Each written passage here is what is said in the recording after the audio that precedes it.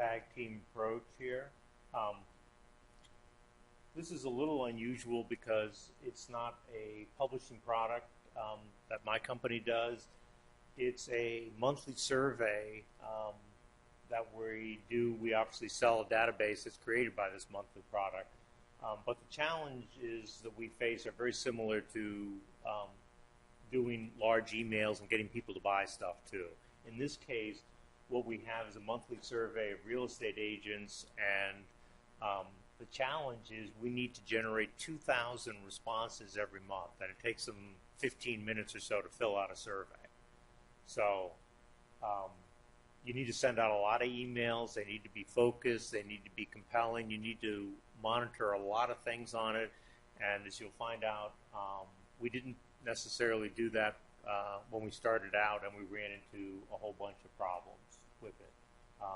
We've been doing this since 2009, and the email marketing world has changed dramatically, as all of you know, from 2009. In 2009, we were the new guys, and everything seemed to work, and now you're running into a whole host of problems.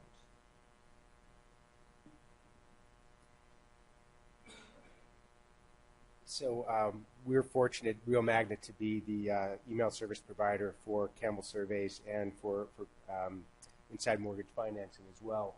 Just very briefly, to talk about Campbell Surveys, as we know, the survey operation. It actually started with Real Magnet in 2004, so it wasn't too far into when people were just in organizations were starting to use email as a mass marketing tool that we bought this part of Guy's operation on. And then, as he said, they really started ramping up the survey side in 2009. You can see from this chart that there were some pretty hefty volumes that were being sent.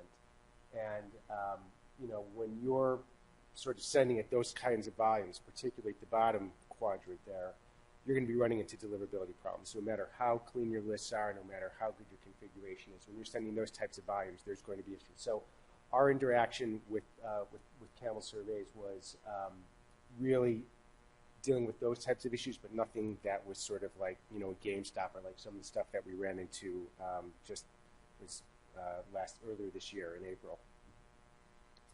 And, Guy alluded to it, so much has changed in the email marketing field. I mean, I remember when one of the first customers that sent out from Real Magnet, we had like 2 little customers, and then we had this huge organization that wanted to send out 250,000 emails to AOL. So it worked, but we pushed the button. Back then it took, maybe over a day to get to AOL, but you know what? Everyone went through because there was zero resistance. Now, fast forward to where we are now, the other end of the spectrum is now sort of the metric that the ISPs are looking for is engagement. So people have to actually be clicking on links, opening emails. That's one of the key things that they're looking at. So you've gone from one extreme to the other, and as everybody in this room knows, it's extremely challenging to get inbox. A lot of the issues that, the topic of today's is declining open rates, and I'm sure everybody who's been sending for a while has seen that decline. A lot of it is just churn, and a lot of it's deliverability. So a lot of the things that we'll be talking about today have to do with deliverability. Not everybody's using an ESP, but many of you are. When you are working with an ESP, deliverability is really a sort of joint responsibility, and it's a partnership. There are things that the ESP are responsible for. There are things that the sender are responsible for. So here's just sort of a quick list of some of the key items. I've sort of very subjectively given my sort of assessment of what the division of responsibilities are. In terms of working with ISPs and blacklist monitoring, those types of things, all technical behind the scenes stuff. Your ESP or your technical people should be dealing with that. As a marketing person, you should not have to worry about those types of things. Authentication measures, again, very sort of technical. You don't have to worry about that. But basically, anybody could go into Real Magnet or Constant Contact, create an email that says, hey, this is Barack Obama. I want you to come to the White House this afternoon. And when send out the email, it can be, be Obama@whitehouse.gov. So that's called spoofing. And what authentication does, it basically validates that you are who you say you are, so that type of activity can't take place. List management is the probably key thing that a sender needs to be focused on, because it's the thing that's completely in your control. And there's a lot of different ins and outs of what to do. Everybody has different ways of doing it, but it is critical that you're managing those lists, and it's only becoming more critical now because of these criteria that the spam police are putting in place that are going to stop your messages from going through. They're looking at bounces, they're looking at old email addresses, they're looking at unresponsive email addresses. So the list management is 100% in your court, and that's something that you'd be very well advised to spend a lot of time, or a decent amount of time, working on. Subscription and unsubscribe management, I put 90% on the customer. The technology is pretty easy to execute, but what's so critical is that from the sender's perspective, that you sort of conceptualize what you want to do, and it's very gray. So, for example, when someone clicks to unsubscribe, are they unsubscribing to everything that you're sending? Are they only unsubscribing to that list?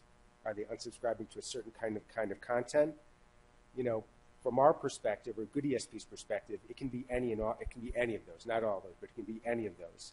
So you really just have to think about the end-to-end process of what happens when somebody unsubscribes, and what you want the experience to be when they subscribe. They go to your subscription page. They select a couple, items that you're selling. What happens with that information then? So again, the key thing is conceptualizing how you want it to work. The ESP, if they're worth their metal, will be able to put the technology together to make that work. Content development, it used to be much more important. It's still important, but it's not important as it was. But that is something that's 100% on the senders, the type of content that you're sending. Whitelisting, we have to give you the information, then you have to get it out to your recipient. So that's a shared responsibility.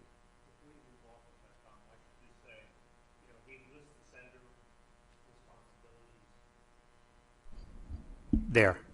He lists the sender responsibilities. I was in an operation where that was delegated, and so as a result, I didn't become really actively involved to making sure all those things were done. We were just blaming Tom for any problems. So there is the goal there is some responsibility on the sender's part that you've got to do, and you can't just necessarily sit idly by and wait until something blows up.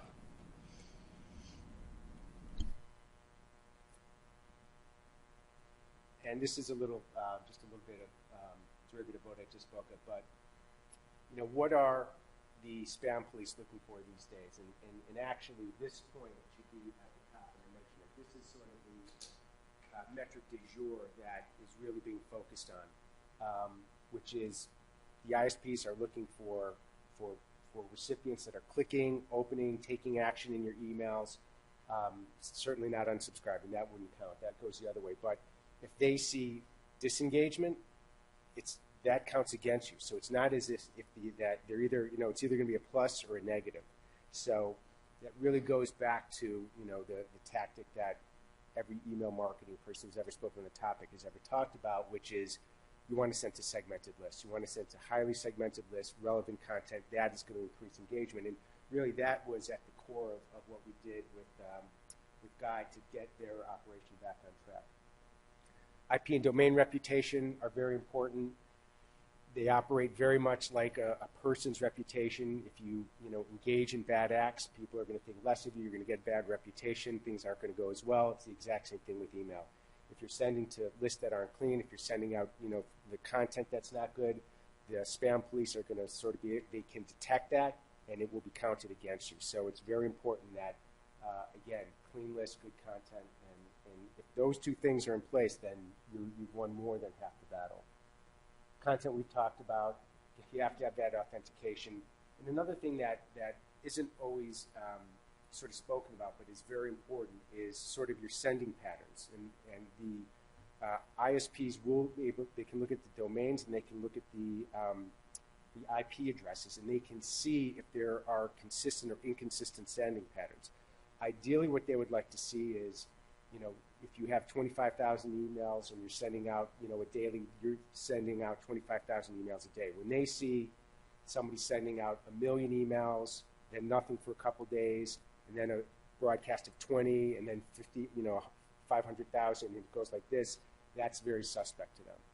Now, obviously, you can't run your marketing program so that it completely complies with what the spam police are looking for, but that's an important factor to take into account.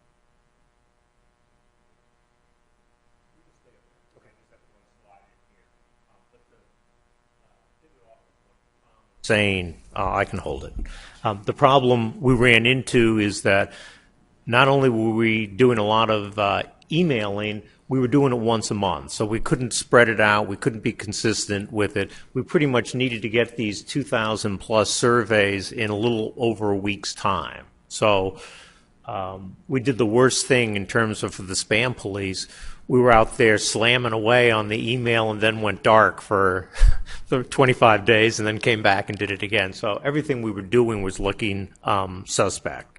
You can see from there, we went from sending about 850,000 emails per month to 1.7 million.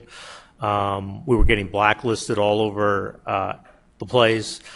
We began to question everything we were doing. Is the message bad? Is there keywords that we're putting in there that are triggering all these spam blockage? Maybe the survey instrument's too long. Maybe, anyway. There's so many factors involved, it becomes next to impossible to identify which ones there were, which were responsible for the most. And, this is a product that generates about $500,000 a year in subscriptions, but it's based entirely on getting those 2,000 plus responses a month. We also had a database that was probably 1.5 million names that was developed over multiple years, but as most of you know, there was a housing crisis that wiped out a lot of real estate agents. No steps were ever taken to really filter that out, to test it, to do that. It was just a grab bag. We've got 1.5 million. Who do we hit this month? Who do we try? There was very little work done in terms of testing what worked, what didn't. And again, it was because we were so successful just blasting away in the early years.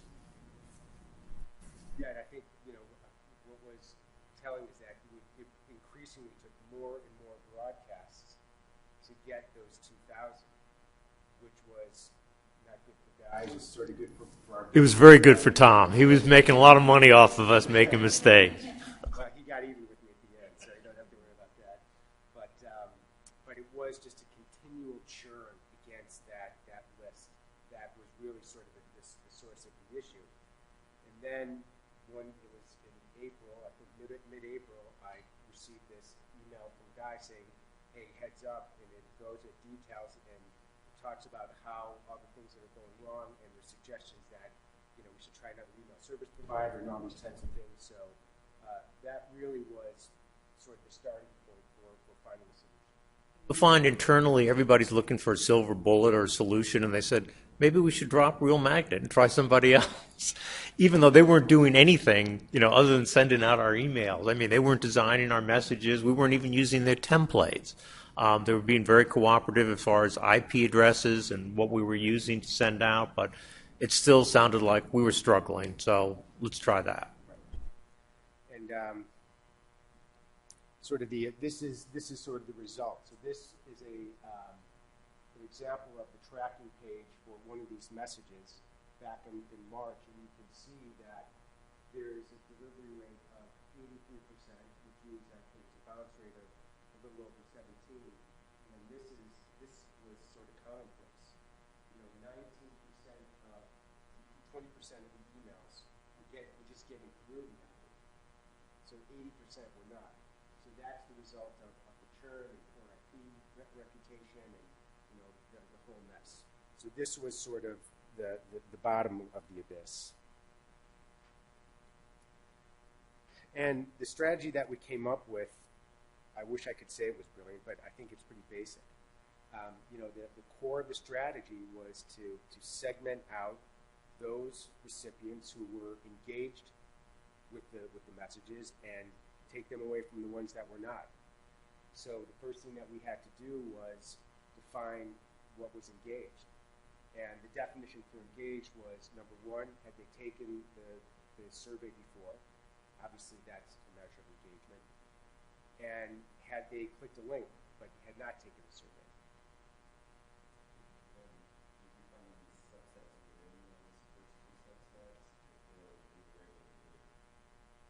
There were lots of different subsets. You start drilling down, and you start getting into the data, and it's grayer and grayer and grayer. But this was theoretic, conceptually what we were going for. We got most of it. But yes, there's always those kinds of anomalies, sometimes a little bit more than that. One of the things we found that was similar to what I find in the publishing side when you're selling people stuff. Somebody may respond 1 month but don't respond again for 8 months or even a year. At what point do you drop them off? At what point do they stop working? We really needed a detailed analysis on how many responses in a given month we were getting from people who hadn't maybe responded in 6 months or even longer. Some of the suppositions we made, like if somebody hasn't responded in 6 months, we should drop them, turned out to be terribly false. So the analysis is very, very important. Was not engaged. Not engaged was someone who opened, and I think this was, I think I heard silence on the end of the phone when we suggested that an open shouldn't be counted, but I think in the end it proved out, an open shouldn't be counted engaged, but I think in the end it proved out because the best example is Outlook. So if someone has Outlook, they come in the morning, all the emails populate, and there's a preview pane. If an email shows up in that preview pane, that's counting as an open. But it might be open there just for the split second that it takes for someone to delete it because, they had no intention of reading it. So we did segment out the opens and put them in the category of disengaged. Yeah, that was probably one of the best suggestions Tom had. That was rocket science to us, is that opens could mean nothing because we were always, classifying them pretty high just behind clicks or respondents. And when we looked at them closely, it proved to be right. The opens were meaningless. It was like, nothing. And so we immediately started separating those groups out. And then obviously they did nothing, and they were in the disengaged category. And as I had mentioned, this account had been with us since 2004. So now we had all that activity over the course of 7, 8 years, all sort of being aggregated on those IPs and on that domain. And, at that point, there was high volume being sent. So that account was a mess. So we decided to take the engaged and put them in a new account, put them on a new IP, new meaning new to them. Typically, we're not going to put a customer on a brand spanking new IP address because you want it to have some type of reputation. There's a way that you can sort of warm up the IP so that you're not starting at square zero. Because from a reputation point of view, zero is not zero. It's not as good as +10 or +5. Not that there's a scale like that, but it's not so difficult for ESPs to have those IPs warmed up so that if you are going on a new IP, that you're starting with some type of reputation. And we got a new domain that we added onto that. We put on the domain authentication and did all those sort of important configuration things that need to be done, DKIM, SPF records, those types of things. Now, the one sort of challenge or potential challenge, we had talked about this, but so now we had basically taken someone who maybe from an ISP's point of view looked like a bad sender and was a bad sender because they were getting blocked.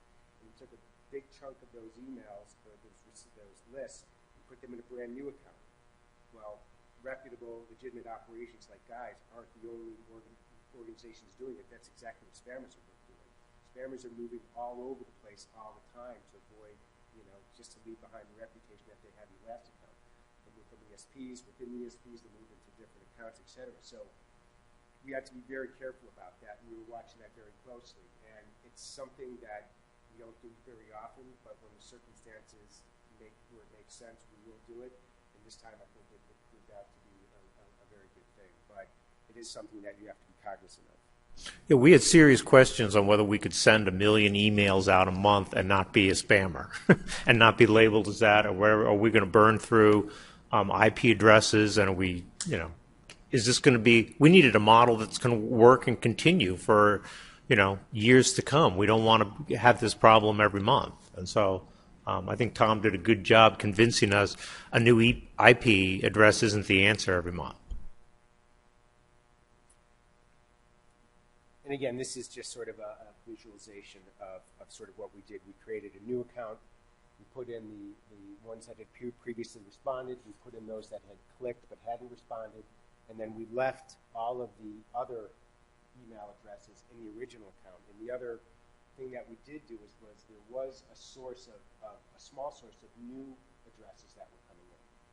And the decision we made was that those new addresses should go off of the old account, because at that time we weren't sure of the quality of those lists. Yeah, kind of retroactively, we've done a better job starting out with new names. Now we test them. We do a whole bunch of work that should have been done all along. But as I said, it was kind of like we inherited, at least from my perspective, a terrible emailing business, and at least tried to correct it on the fly so that any new names were vetted or tested beforehand and made sure, and used a separate IP off of it, and that's worked out very well.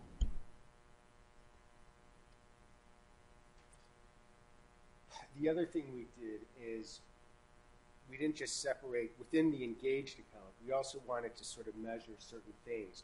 For example, was there a difference in behavior for those email addresses that were, Gmail or Yahoo, these free accounts versus corporate accounts, mobile versus PC? So we did a little bit of that analysis, and I don't know if you have some comments on that, but yeah, that was a big change for us, because at Inside Mortgage Finance, we only deal with corporate email, so that's no problem at all. I really wasn't used to having the issue of free emails and everything else. And when we started doing analysis of where we were getting blocked the most, it was Yahoo and Gmail.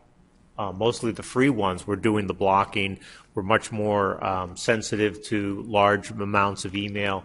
So that was something we had to really monitor and figure out, do we want to cut back on the free email accounts that we send to? It wasn't really possible. Another problem we encountered as kind of a little aside to this is that we would normally send out the surveys to a corporate account, like someone at longandfoster.com or whatever else.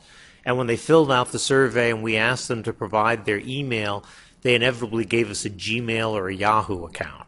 So we ran into a couple problems with that. One was, which one do you send it to going forward? And a lot of times we've defaulted to sending it to both, which isn't good. It's doubling the size of the list or inflating it. But there's no question it was easier to reach them through the corporate side rather than the free side. And speaking of free emails, I just saw on the news today that Gmail announced that they are going to change the default in Gmail from images turned off to images turned on. So we're still not 100% sure how that's going to play out. Obviously, I think that's a good thing for all marketers. From the ESP perspective, we're hoping that we're going to be able to now capture those opens and count them as opens. Because right now, if those images are displayed, are defaulted off, the way that ESPs like Real Magnet can track an open is there's a little invisible image in the bottom of every single email that goes out. And when someone opens it, the server calls for that image, and when that call is made, that's how we know definitively that there's been an open. So when those images are blocked, our little image is blocked as well. So theoretically, you would think if the default is going to be on, then those would count as opens, which would be very good for everybody's metrics, but we're still not 100% sure how that's going to play out. So, yes.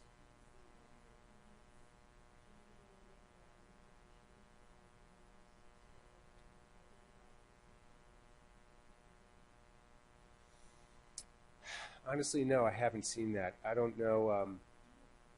Yes, the question was, have we seen any tactics used by our customers that I guess would encourage corporate submissions on a landing page as opposed to free email address, people signing up with free email addresses? Was that the question? Yeah. And my answer was I haven't really sort of seen that yet. I can give you a little perspective on that. In the case here, the reason why I think people were giving private emails is we first of all needed an email address for validation of the survey, so that's why we wanted it. But I think they were giving it to us for another reason. We would build in an iPad drawing, which they didn't want going through their corporate email. We also gave them a free special report or whatever, which a lot of them I think wanted to just get on their private home email or whatever else. So to answer your question, I think you could design it better. If we didn't have to do all those things, we could force it more towards the corporate side. But unfortunately, we don't have that ability given the premiums and the incentives we have to provide. I mean, I could tell you that it would be not too difficult to create a subscription page where if somebody submitted an email address with one of those domains, it could either say, sorry, we don't accept those, or put up some kind of message, say, hey, that's great, but is there corporate? You know, there are all those different, you can obviously detect what domain it is. So with a little bit of development, that would not be too challenging to do, something along those lines.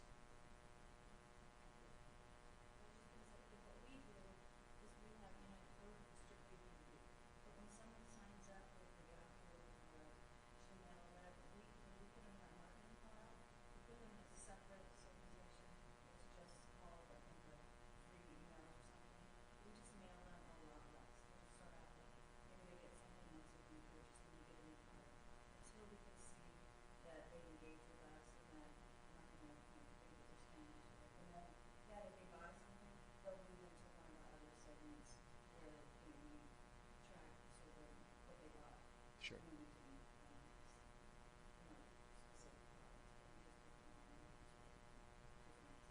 Right,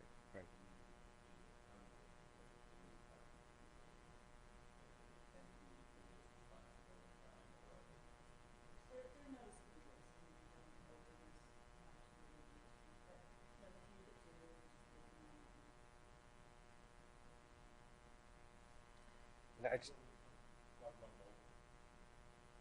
Well, I think the word on mobile was that, you know, because of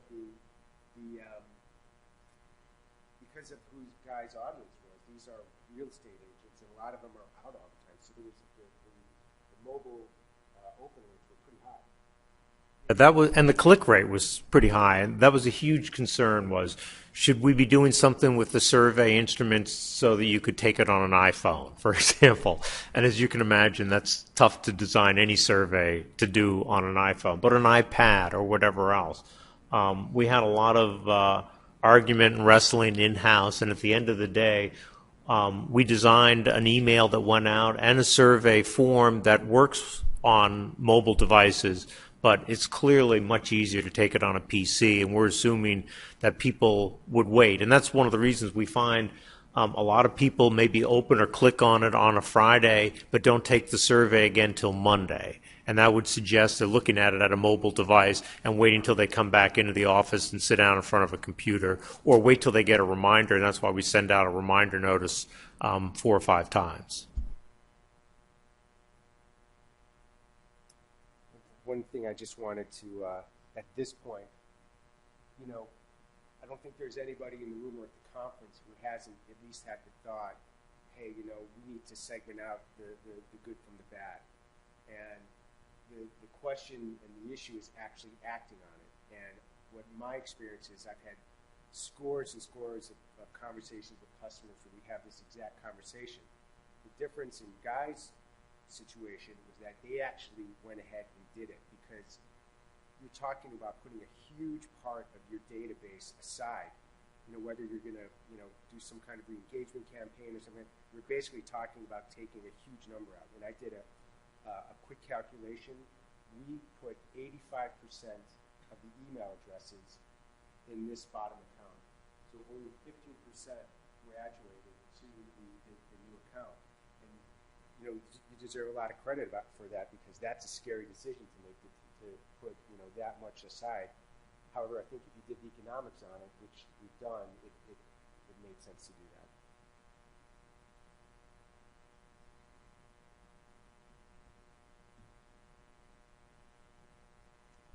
Yeah, I can talk about this. You know, one of the things that, you know, Tom was talking about, you know, the scary thing was, if you have a list of 1.5 million names or something, do you want to mail to that list, or do you want to try to do better producing, smaller lists and mail more often?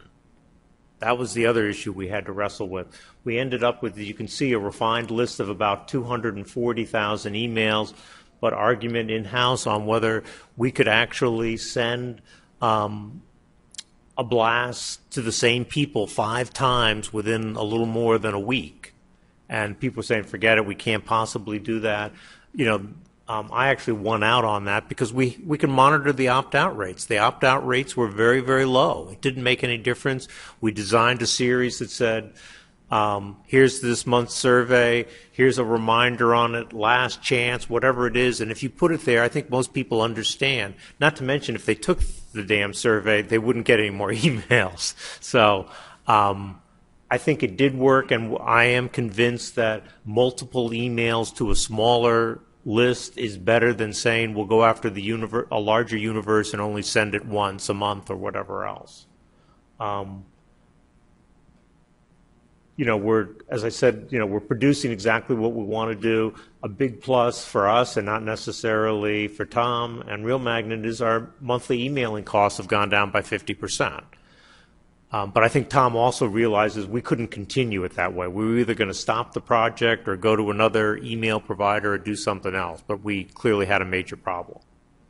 And from our perspective, we, believe it or not, we'd rather not have that money and have the customers, be satisfied. And so the whole experience was very satisfying because we had this long-term customer who really got behind the 8 ball, and we had very little time to turn this around because this was a monthly service. It's not like they could take a month off. They had contracts with customers. So we were able to turn it around, and even though it's 50% less of the revenue, hopefully they'll be around for a long time, and it's more than worth it. Back up with lessons learned. One of the lessons we learned that I didn't even put down there is people like Real Magnet are willing to provide quite a bit of service and personal support. We had, I think, 3 times a week calls with them, asking them to test this, asking them to test that, and he had a bunch of his staff working on it, and it allowed us to do much more focused emails. And particularly on the segmenting the list, I think David brought up, we had so many groupings that you could bring them down to: the corporate versus the free, the mobile versus the PC, the clicks, the opens, the time frame, less than 6 months, more than 6 months, more than a year. Where do you start slicing and dicing it? Fortunately, we tested a few of them and we could throw them out, like the opens we didn't even bother with. And we got down to maybe 3 or 4 segments that we regularly tested. Not surprisingly, previous respondents or purchases are always your best list. In our case, we have, I think, 35 or 40,000 of them. It's just not enough to produce 2,000 responses a month. Some of the stuff Tom mentioned. Big difference between clicks and opens. Time of day was another segmentation we played around with and dealt with real estate agents. Does it make any difference if you email to them on a weekend, for example, versus during the week? Should you start? We're doing this as a national survey, so we have pretty much good distribution throughout the United States. That we have to monitor it by West Coast time as well as East Coast time. We've done all that stuff, and I guess we've tried to target the emails time of day wise so that we're focusing on people when they come into the office around 9 o'clock or whatever, and not giving it to them at 2 in the morning in case they have a whole bunch of other email piled up. That seems to have worked pretty well for us. But it's one of those things. Don't overthink time of day either. It was one of the segmentations we did, and I think it worked. Continue to evaluate and test new names if possible.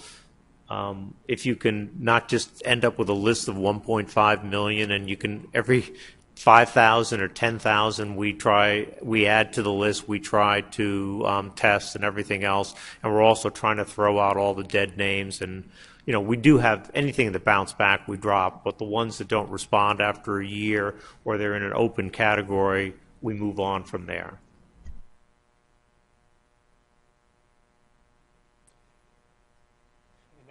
Talked about the partnership and about the key role of list cleansing and how that is responsibility that is 100% in the customer's court. It can't be a stop and start kind of thing. It has to be something that you are continually doing. Things are changing all the time.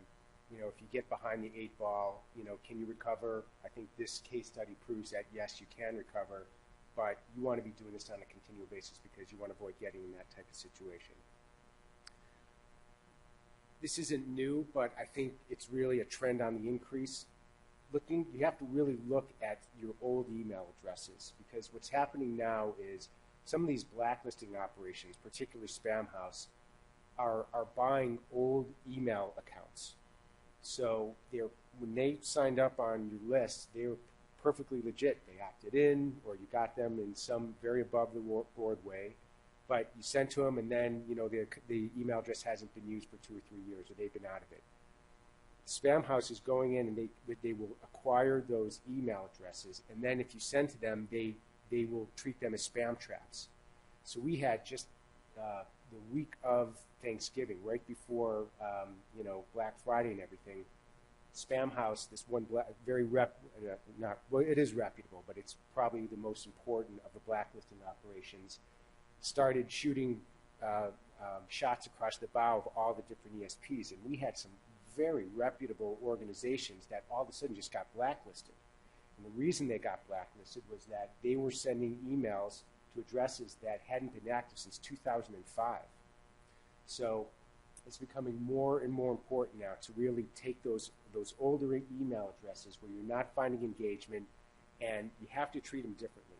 You might want to separate them out. I was talking to, I think Murray was at least here a minute ago. Murray Bradford, who's another customer of ours, he's done the exact same thing, and he's not completely putting on the sideline, but he's sending to him once a month.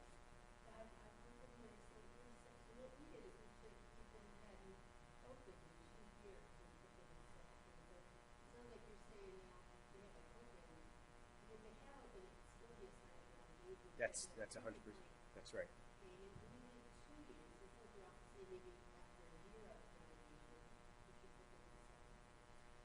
A year, a year is probably about right. Maybe a little bit more, but certainly, particularly for the larger senders, if you haven't done, the greatest job you could possibly do on list cleansing, there's probably some old email addresses in there, and particularly those free accounts, because they can get acquired and they're being used as spam traps. And the thing about these blacklisting operations is that it's their subjective criteria that they're deciding whether somebody should be stopped. So this one organization was unbelievable that you couldn't find a more reputable organization. It was a university, very well known, and they just got stopped. So again, it's not a new thing, but I think the trend is on the rise, and you really have to be careful of those old email addresses. You want to establish the rules, certain rules for managing bounces. A lot of ESPs will take certain measures to do that. For example, there's a certain type of bounce called a user unknown, which is just a fatally bad email address. In our system, if that happens twice consecutively, we'll just automatically suppress it. But then that's a very small percentage of the bounces. Most of the bounces are in a gray area where either you're being filtered for some reason, or sometimes you'll get in, sometimes you won't. So you have to come up with some kind of protocol for managing all the different types of bounces. And your protocol might be to do nothing, but you need to think about all those different things. Create and continually refine those lists of most engaged, send to those segmented lists. Those are going to be your best bet in terms of conversions. There's also the ancillary benefit of that is going to help your deliverability, because it's going to help your reputation, because that's what the ISPs are looking for now as much as anything is engagement. The last thing that I would say is that it's very important that periodically you go back and revisit the process for how you're managing subscriptions and unsubscribes. Some people will just say, they set it up 5 years ago and they get a few complaints, but not enough to make a difference. But technology has changed, and there are a lot of different things that email service providers can do to get you exactly where you want to be, number one. Number two is you want to make sure you're doing it right. Things change over time. The email deliverability landscape is changing all the time. So it's just a good idea to go back and do like a gut check and make sure that it's operating the way that you want. And not just on this issue, but for anything. You should always challenge your email service provider. If there's something that you're looking for or something that you want, you should be very aggressive about communicating that to your email service provider, because a lot of times there are things that they can do about it. And I find in our sort of situation, we have certain customers who are frustrated about wanting functionality that's there. They just don't know about it. And we don't do a good job communicating on it. And so you should always challenge your ESP. So I know we only have a couple minutes left, so just open it up to some questions.